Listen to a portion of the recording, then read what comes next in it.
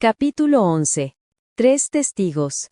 Cuando Elías abrió las puertas de la iglesia esa semana, sintió que el edificio mismo había cambiado. No las paredes, no las bancas, no los himnarios viejos con las esquinas suavizadas. Era la gente nueva cada vez. Y los habituales siempre llegaban temprano. Se quedaban en los escalones. Hablaban en voces bajas, como si el aire pudiera oírlos. Algunos llevaban café en termos, como si esta fuera a ser una noche larga. Otros no llevaban nada, como si no confiaran en sus manos para sostener algo sin temblar. La señora Handley llegó con un paquete doblado de pañuelos metido en el bolsillo del abrigo, callada y práctica. Lyle también llegó, hombros cuadrados, la mandíbula trabajando como si estuviera masticando algo que no quería tragar. Esta vez venía con una joven. Se sentaron a media nave, cerca del pasillo. Elías no lo trató como un espectáculo, sin luces extra, sin música dramática, solo himnos instrumentales suaves, sin intento de hacer que el miedo pareciera santo. Simplemente esperó hasta que la sala se asentó y el reloj marcó las 7. Entonces se puso de pie. «Buenas noches, amigos. Esta noche vamos a seguir con testimonios personales», dijo Elías. No porque estemos buscando experiencias, sino porque estamos probando el fruto. La Escritura dice que la verdad se establece por boca de testigos. Y lo que estamos oyendo, lo llames sueños, advertencias, ataque espiritual o la consecuencia de puertas abiertas, ha puesto a la gente al borde. Dejó que el cuarto respirara. Así que esta noche, 3 testimonios, 3 testigos, no para entretenerlos, no para traumatizarlos, para llamarlos de vuelta a la realidad, para llamarlos de vuelta a Dios. Miró una vez por el pasillo y alzó la vista de nuevo. Si en algún momento necesitas salir, puedes hacerlo. Si después necesitas oración, vamos a orar. Pero les pido que escuchen con honestidad. Elías levantó la mano, palma abierta. Empecemos. Asintió hacia una mujer sentada cerca del frente. Ella se levantó despacio, como si sus piernas no confiaran del todo en el suelo. Tenía 30 y tantos, el cabello recogido, los ojos demasiado brillantes. No brillantes de actuación, brillantes de susto. Ese brillo que le queda a la gente cuando todavía está tratando de convencerse de que está despierta. «Me llamo Nadine», dijo. Su voz tembló al principio, luego se afirmó como si se hubiera memorizado su propio valor. «Y lo que les voy a contar, yo no lo fui a buscar». Las cabezas se inclinaron. La sala se cerró en un silencio de escucha. «A mí me mostraron el cielo», dijo Nadine, «y me mostraron el infierno».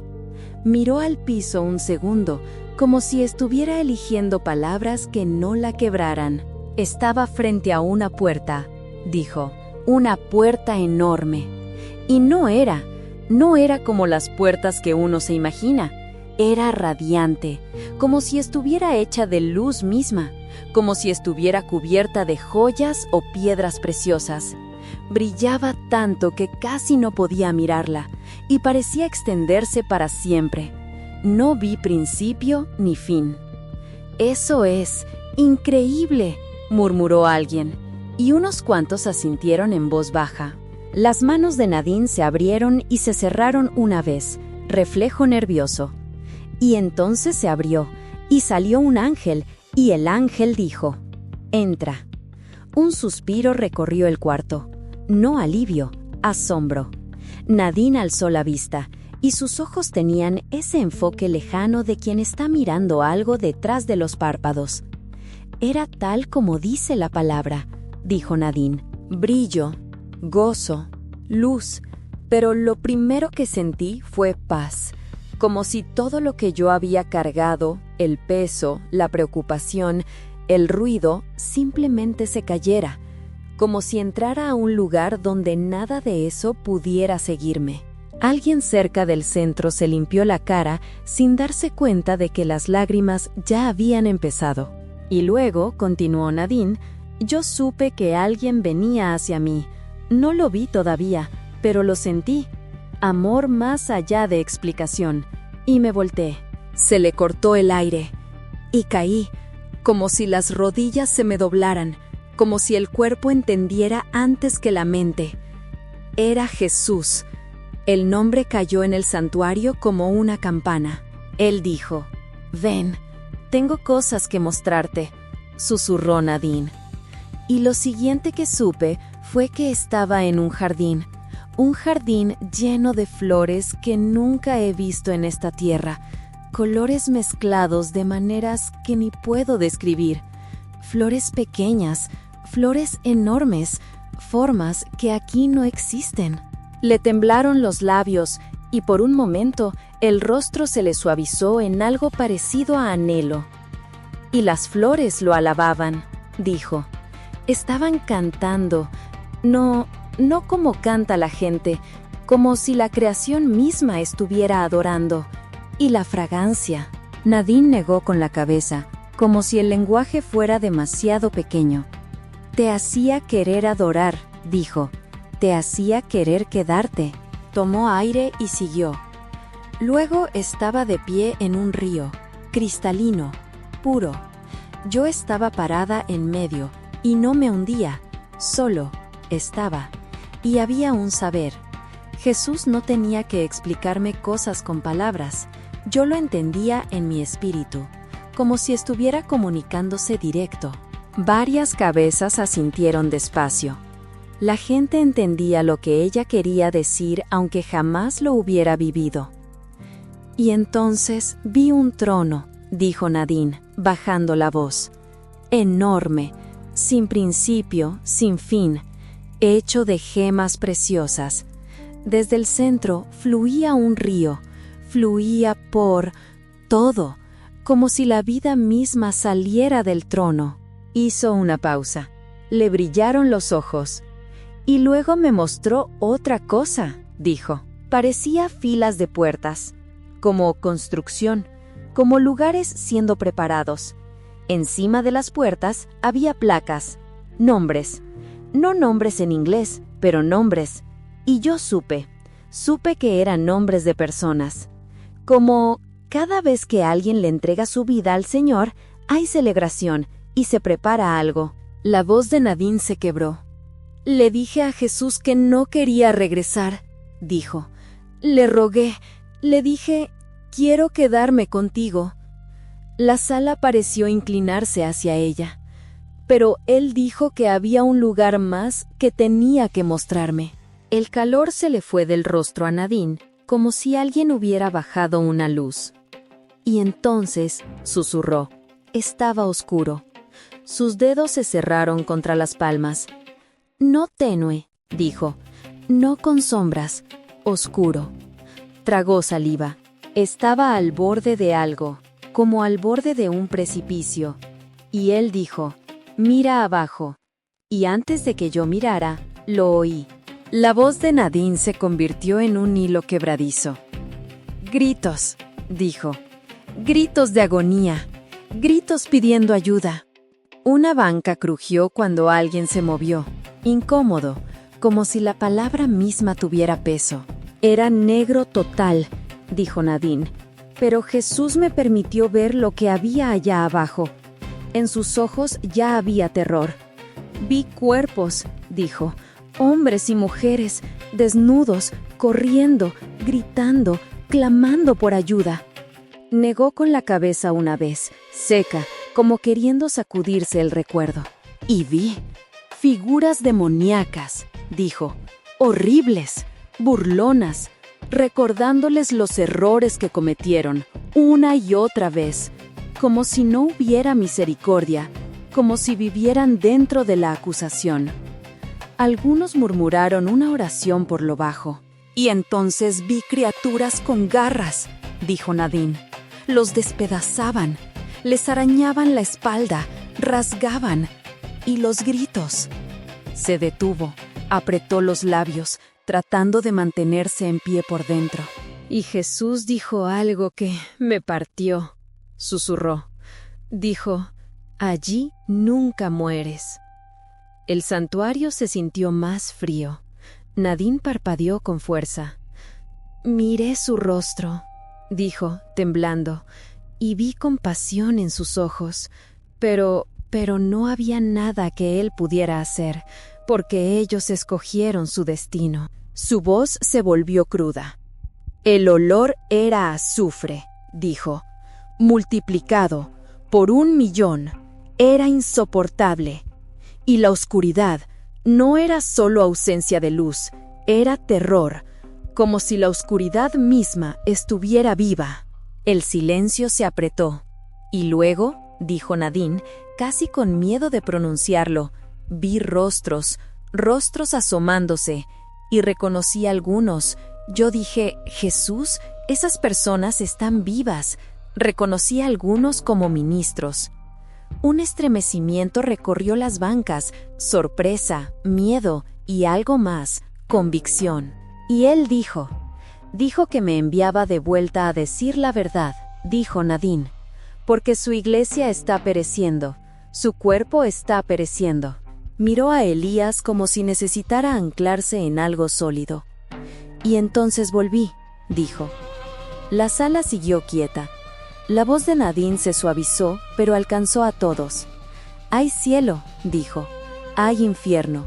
No hay término medio. Y ahora es tiempo de examinarnos. Podemos engañar a la gente, podemos engañar a la familia, pero Dios lo ve todo. Los ojos se le llenaron de lágrimas. Y Él es misericordioso, dijo. Nos está llamando de vuelta al primer amor. Está llamando al gigante dormido a despertar. Nadine se sentó con cuidado, como si sus piernas fueran de vidrio. El silencio que siguió no estaba vacío, estaba lleno del sonido de corazones acomodándose. Elías no se apresuró a hablar, dejó que el peso se sintiera lo suficiente, y no tanto como para aplastar. Luego asintió hacia un hombre sentado cerca del pasillo. El hombre se puso de pie. Era más joven que Nadine, quizá de 30 y tantos, con un rostro que había conocido tanto la ira como el agotamiento. Cuando empezó, la voz le salió firme, pero los ojos lo delataron. «Me llamo Víctor», dijo, «y yo no tuve un trasfondo santo». Una risa nerviosa recorrió las bancas y se tragó de inmediato. Víctor tragó saliva. «Mi niñez fue rota», dijo. «Divorcio, una casa partida, y en medio de eso, mi mente empezó a formar esta creencia de que la ruptura era por mí, de que yo era la carga, de que yo era lo que la gente tenía que aguantar». Miró sus manos. «Y creció», dijo. «Empecé a tomar comentarios pequeños, comentarios insignificantes, y convertirlos en prueba de que yo no era querido. Los repetía, una y otra vez. Medité en el rechazo hasta que el rechazo se volvió el aire que respiraba. Algunos asintieron sin querer. Ese tipo de dolor era familiar. Y al final, dijo Víctor, decidí que no había manera de vivir realmente feliz. Y si no podía vivir feliz, no quería vivir en absoluto. Un silencio cayó, pesado. Tragó saliva otra vez, más fuerte. Caminé al cuarto de mi mamá, dijo en voz baja, pensando, no quiero que nadie me vea. Yo estaba decidido, nada me iba a detener. La voz se le apretó. Y empecé a clamar, dijo Víctor. Empecé a gritarle a Dios, Dios, perdóname. Hizo una pausa. Y el arma se disparó. Un aire cortado recorrió el santuario. Alguien se cubrió la boca. Los ojos de Víctor se fueron lejos. Mis pulmones se me llenaron de sangre, dijo. Se me fue el oído, como si alguien bajara una perilla. Se me fue la vista. Yo estaba despierto, pero ciego, y supe que la muerte me estaba agarrando el alma. Le temblaron las manos y luego se afirmó apretándolas. Y entonces sentí que mi alma salía de mi cuerpo, dijo Víctor, e instantáneamente estaba cayendo, cayendo y cayendo. Y en ese momento yo supe que ya no tenía control sobre mi destino. El silencio se juntó como una multitud. Y terminé en tormento, dijo Víctor. Mi cuerpo se estaba quemando, pero ya no era la soledad de antes. Cambió. Parpadeó con fuerza. No estaba solo, dijo. Me convertí en soledad. No estaba deprimido. Me convertí en depresión. Me convertí en un ser atormentado de miedo.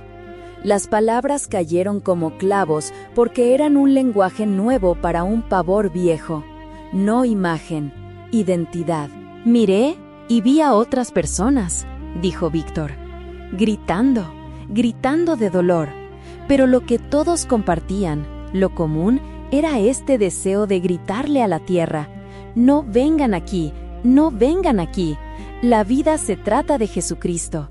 La eternidad es real. El infierno es real. El cielo es real. Tragó saliva.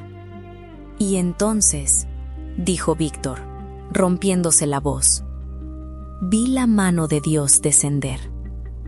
Un murmullo reverente subió de las bancas.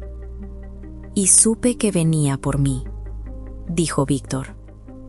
Y su mano me levantó. Tomó un aire que sonó a alivio. Y él me llevó por los cielos, dijo Víctor. No se me permitió ver detalles, pero sentí su presencia, serenidad perfecta, gozo completo. La primera vez que lo sentí. Víctor se limpió la cara con el dorso de la mano. Y luego, dijo, la mano me trajo de vuelta. Vi mi casa, pasé por el techo, y me puso en mi cuerpo como algo suave. Abrí los ojos y supe que Dios me amaba. Miró a la gente como si necesitara que entendieran esa parte sin romantizarla. Yo clamé su nombre, dijo Víctor. Le pedí que me perdonara, y lo hizo. La voz se le afirmó. Y cuando los doctores lo explicaron, dijo, me dijeron que la bala pasó a milímetros del corazón. Dijeron que debía haberme reventado el corazón. No entendían por qué no lo hizo. Los ojos de Víctor recorrieron las bancas. Yo sí, dijo, simple. Misericordia. Se sentó. Algunos lloraron en silencio. No fuerte, no para lucirse.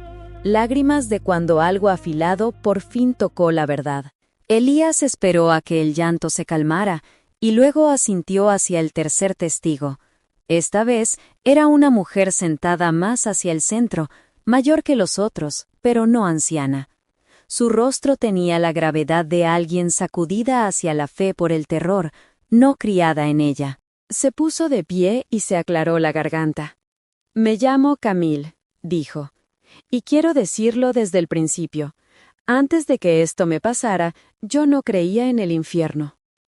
Solo esa frase cambió el aire. Respondió objeciones antes de que se formaran. Camille tragó saliva. Mi esposo y yo estábamos involucrados en la iglesia mormona, dijo sin rodeos. Nos enseñaron cosas que nos hacían sentir seguros. Nos enseñaron que podíamos llegar a ser como Dios, que había reinos esperando, que todo iba a estar bien. Negó con la cabeza una vez. Y entonces Dios empezó a trabajar conmigo, dijo. No porque yo lo buscara. Una vecina me regaló un Nuevo Testamento. Fue la primera vez en 16 años de matrimonio que leí la palabra de Dios sin tratar de usarla como argumento. Varias cabezas se inclinaron. Alguien susurró, «Gracias, Jesús», como reflejo. Y entonces me enfermé, dijo Camille. Yo estaba hemorragiando. Mi esposo me encontró en el piso del baño. Me estaba desangrando. Habló con la sencillez de quien ha vuelto al recuerdo demasiadas veces como para adornarlo. Yo estaba en un estado terrible, dijo. Confusión, ira. Recuerdo ir a mi habitación y decir, Dios, no sé si eres real, no sé quién eres, no sé quién soy, solo quiero morir. Y maldije a Dios, maldije a mi familia. Algunos se removieron, incómodos. No juicio, reconocimiento. Me llevaron al hospital, dijo Camille. Cirugía, transfusiones, anestesia profunda. No salí como debía. y mi doctor había dejado órdenes de no darme medicación por lo profundo que yo había estado. Tomó aire. Y a las 5 de la tarde, dijo, una enfermera entró y no revisó las órdenes. Me puso una inyección y yo dejé de respirar. El silencio cayó como piedra. Yo vi mi espíritu salir de mi cuerpo, dijo Camille. Me quedé arriba de la cama y los vi trabajar en mí. Mi madre estaba en el cuarto. Y pensé, bueno, estoy muerta. Le temblaron los labios. Y supe, dijo en voz baja, que la religión en la que yo estaba no iba a salvarme. Los ojos de Camille se fijaron en un punto más allá del santuario. Y entonces mi espíritu empezó a ser jalado hacia abajo, dijo, chupado hacia los pozos del infierno. Varios inhalaron con fuerza. «¡Oí demonios!», dijo Camille, riendo, gritando, «¡Tenemos otro!». La frase retumbó en la sala como un cántico. «Era negro», dijo Camille, «pero había llamas, un calor tremendo, y yo lo sentía que me estaba asfixiando». Le tembló la voz, pero no se detuvo. «Y oí gente gritando», dijo, rogando, «¿por qué estoy aquí? ¿Por qué estoy aquí?». Y eso era lo que yo decía también, «¿por qué estoy aquí?». Camille parpadeó contra las lágrimas. «Esto es lo que importa», dijo, subiendo apenas la voz. «Luego me han dicho, oh, quizá era un rebote psicológico de lo que tú creías. Pero yo no creía en el infierno, yo no tenía marco para eso. A mí me habían enseñado a negarlo». Un murmullo de acuerdo recorrió la multitud. Y como 8 minutos después, dijo Camille, mi médico entró al cuarto. Era un cristiano lleno del Espíritu, y el Espíritu Santo le habló y le dijo que pusiera algo en mi suero, o me iban a perder físicamente. Camille tragó saliva, y mi espíritu salió directo del infierno y volvió a mi cuerpo, dijo. Yo me incorporé y dije, me fui. Y él supo que Dios iba a hacer algo con mi vida. La voz se le aprecó, pero no se acabó, dijo. Esa noche entera yo iba y venía. Mi espíritu salía del cuerpo y bajaba al infierno una y otra vez. Más profundo y más profundo. Más gritos, más gente, millones. Se notaba que la gente escuchaba con el cuerpo entero. Y entonces, dijo Camille, como a las 5 de la mañana, vi un puntito de luz. Un sonido recorrió la sala, la esperanza tomando forma. Y oí una voz, dijo, un amigo nuestro que había muerto. Me dijo, no cometas el mismo error que yo cometí. Se apretó el pecho como si el recuerdo todavía doliera. Y yo corrí hacia esa luz, dijo Camille, y se volvió un túnel, brillante, vivo, y al final había una cruz. La voz se le quebró. Una cruz enorme, susurró, y Jesús estaba de pie delante de ella. Camille tembló. Caí rostro en tierra, dijo. Yo dije, Dios mío, mi Salvador, perdóname. Tragó saliva, y él me habló. Me dijo, busca a Jesucristo y la cruz. Sal de la iglesia mormona, o el infierno del que saliste será tu eternidad. Varios se taparon la boca. Alguien susurró una oración. Y yo le rogué, dijo Camille. Y él me dijo que estaba perdonada, y extendió sus manos hacia mí. Los hombros le temblaron. Y corrí a sus brazos, dijo. Y yo supe, él está vivo, él es real, él no está muerto. Camille se quedó de pie un instante más, respiración dispareja, y luego se sentó con las manos temblando. La sala permaneció en silencio. No silencio vacío, silencio lleno. Elías no se levantó de inmediato. Dejó que los testimonios hicieran lo que debían hacer, arrancar el argumento y dejar solo decisión. Por fin se acercó. no con una frase ingeniosa ni con teatralidad, sino con el peso sereno de un pastor que sabe que está tratando con almas. Hoy han oído a 3 testigos, dijo Elías en voz baja. Una que vio la paz del cielo y el terror del infierno. Uno que intentó quitarse la vida y encontró que la misericordia es real. Una que no creía en el infierno y aún así se encontró allí, y Dios la sacó por su bondad. Su mirada recorrió el cuarto. «Y si oyes esto y sientes miedo, no desperdicies ese miedo», dijo. «El miedo no es el Salvador, el miedo es una sirena». Hizo una pausa. «Jesús es el Salvador». El santuario no estalló, simplemente escuchó. Y en esa escucha algo cambió. No cada corazón, pero los suficientes para poner nerviosa a la oscuridad, los suficientes para llamar la atención del cielo. Y los suficientes lo sabía Elías para hacer que, lo que había estado merodeando en los bordes de Ashford, diera un paso atrás.